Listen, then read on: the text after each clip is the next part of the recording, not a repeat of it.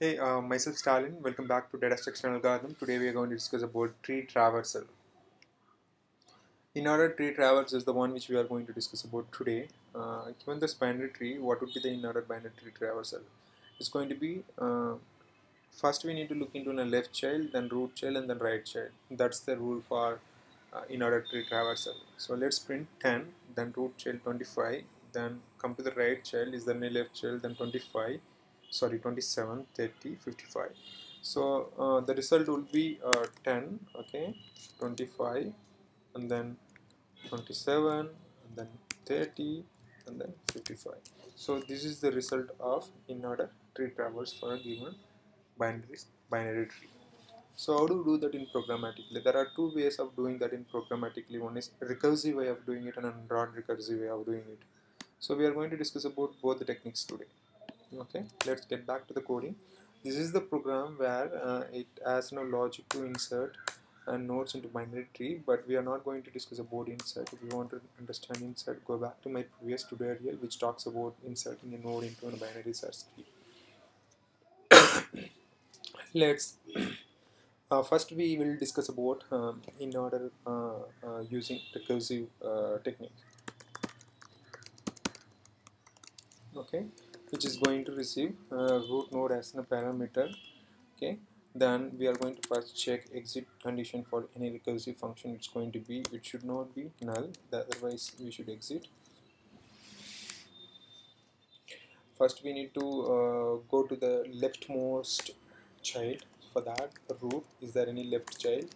Okay, if it has left child, then we will navigate to the left child. Once we reach the dead end, we need to print, okay, we need to print the value of the left child. So root dot value, okay, then is there any right child? We need to navigate to the right child of that. Okay, so this is the in-order tree traversal using recursive. Let's see whether it compiles or not. It compiles. Okay, let's call that method. Let's call that method in order. Okay, pass the root element to print.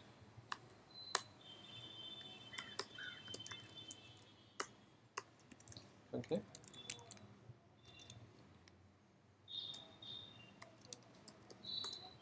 so it's 10, 25, 27, 30, and 55. It's right. So how to do that in non-recursive way? Okay, so it's also simple, but we need to maintain our own stack. Okay, if you use recursive function, the process stack, the particular thread stack will be used since it's a function call. Since we are not going to use recursive function, it's our responsibility to maintain stack ourselves. So in this program I have a stack code as well. So I have a stack object which is used to store the nodes. Okay, so if you want to understand stack, you can look into some different tutorial. I understand the prerequisite to understand this, you know, stack already.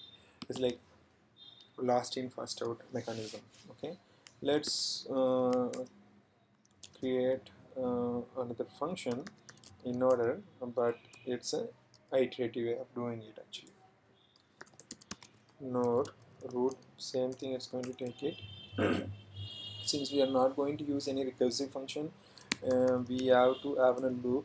So I'm going to use a while loop, and then we need to check first the root is null or not. The same way of doing it. If it is root is not null, then we need to push this root element to then we need to navigate to the root dot root equal to root left. Okay, so else we need to check. So whenever we pop any value from a stack, it's important to check it should not be empty. Okay, then it should not be empty. Okay, then if it is empty, that means we can break from the loop. Okay, so then we have finished exploring all the node, traversing all the node, and in this case we are going to pop the topmost element, and we are going to print the element. Sorry, we are going to pop, and then we are going to print the element root dot value. Okay, then we are going to find out is there any right subtree for this given root element. Okay, so it's important to navigate to the right child. Okay, that's it. So this logic will is the exact replacement for the recursive functions. Let's look this both function together. Okay, whatever this guy does, the same this guy does, but we want the stack here.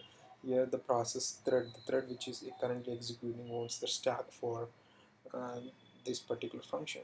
Okay, let's go back and then just compare and see whether it works or not. It works. Okay. Okay, we haven't called this second function.